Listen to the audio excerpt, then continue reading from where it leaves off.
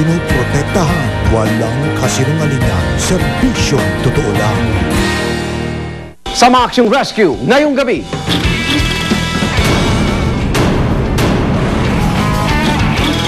Sa kasagsagan ng Bagyong Mina, 3 sasakyan nagkarambola.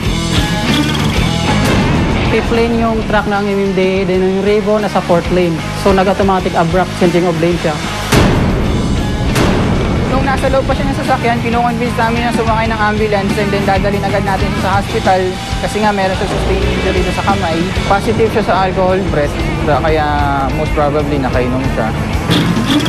At isang motorsiklo sumalpok sa SUV. Rider ng motor, sugatan.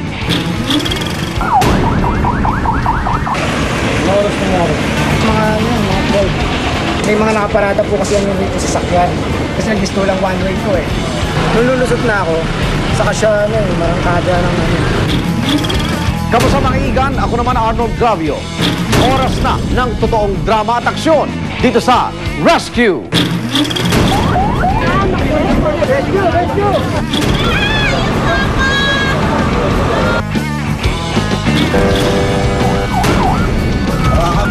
Bilang ha.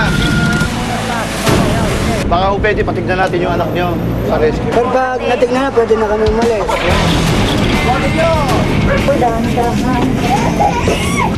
Halika na, tayo na. Ayusin ka. Uy, ano na? Hingi po ng lampin.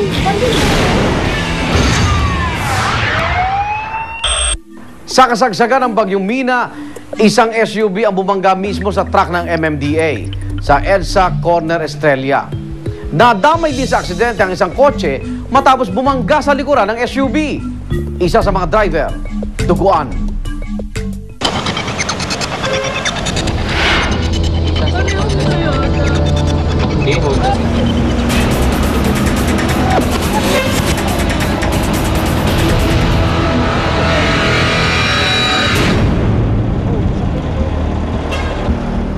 Bali yung tinawag na responde sa amin, galing sa Metro Base na meron daw involved na AUV, self-accident, tumama daw ito sa isang vehicle ng MMDA along Estrella southbound.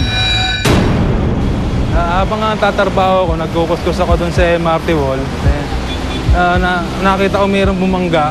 Narinig ko may bumangga na paggalingan ko, unang bumangga yung sa truck namin, yung Revo. Tapos sumunod doon yung kotse. Fifth lane yung truck ng MMDA, then yung Revo nasa 4th lane. So nag-automatic abrupt changing of lane siya. Then binangga niya yung sa 5th lane na yung natin yung truck ng MMDA. So yung kotse na nakasunod, nasa siya 3rd lane. So bali yung likuran ng Revo, nahagip niya.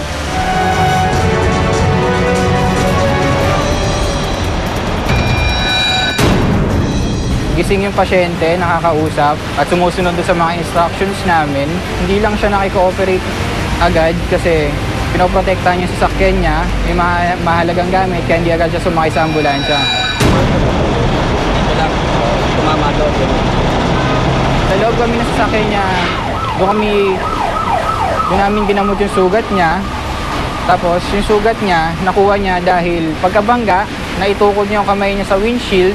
Tapos may bumaon na bubog sa kamay niya na nag-leave ng mga 0.5 cm na sugat, sabay mga mahaba siya, mga 2 cm.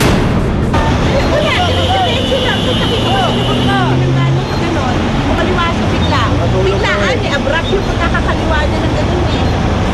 Dire-diretso lang kami, kaya naman ko hindi ako umabot kasi kakanan nung iiwas ko, nakita ko lumabis sa kotse sa kanan. Kaya no choice ako kundi diretso para mag-break ko na lang na ganun sa sasakyan. According sa patient, kaya nangyari yung aksidente. Galing siya sa isang gathering, tapos sabi niya nakatulog siya habang nagmamaneo. May factor din yung ulan kasi madulas yung kalsada. Pero di ba tumama yung dibdib niya sa manibela? Hindi tumama yung dibdib niya sa manibela? Okay. Yung tiyan niyo, hindi masakit? Hindi. Ito lang ang ginanap ko. Ito akala ko. Kaya sa inaano ko. Okay. Unahin muna kita. Total, sarado natin to. Ilak natin. Dala mo yung susi. Hindi, wala nang set. Pagka ano, hindi naman nga kumamuksan yan. Wala nang ito makakapal.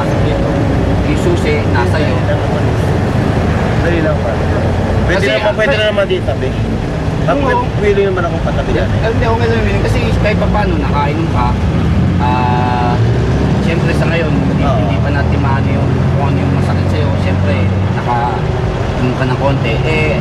Ang inaagapan natin, yun na. Siyempre, maraming na Naintindihan ko yan. kaya gusto ko tandalin sa ospital. I-secure na lang natin to. Sir. natin. Secure na lang muna natin. Nung nasa loob pa siya ng sasakyan, kinukonvince namin na sumakay ng ambulance and then dadalhin agad natin siya sa hospital kasi nga meron siya sustained injury dito sa kamay. Positive siya sa alcohol breath, kaya most probably nakainom siya. Yung damage nung sa SUV, nawasak yung harap niya eh. Parang pumasok siya dun sa loob ng truck. And then yung possible na injuries nun, pwedeng tumama yung chest niya, yung dibdib niya sa steering wheel and then pwedeng magkaroon ng flail chest. Pwede rin magkaroon ng blunt trauma sa tiyan. And then pwede rin magkaroon ng fracture sa kamay. Kasi basically yun yung naitutukod natin pag head-on collision tapos hindi pa naka-seatbelt. Masakit sa akin yung kamay ko lang at saka yung tuhod ko. Kasi pag break ko, syempre. Tara, check po natin sa ambulance. Pag na po, Pero nailalakad niya po na. nararamdaman ko siya hindi nawawala. May masakit sa tuhod ko lang. Gusto niyo po May magpadala sa ospital? arthritis kasi ako. Gusto niyo po magpadala sa ospital? Baka lumalayan lang yung arthritis ko. Sinek din namin yung babae dun sa kotse. Mamaya na lang daw siya magpapadala sa hospital. Mas priority niya daw muna yung kotse niya. So ang ginawa namin, pinasay na lang muna namin siya ng waiver since wala naman pong urgency dun sa condition ng patient. Total ma'am, kasama po kayo sa accident. Magpapapirma na lang po ako sa inyo ng waiver na doon po ay nagpapadala sa hospital. Okay lang po yan. Bakit?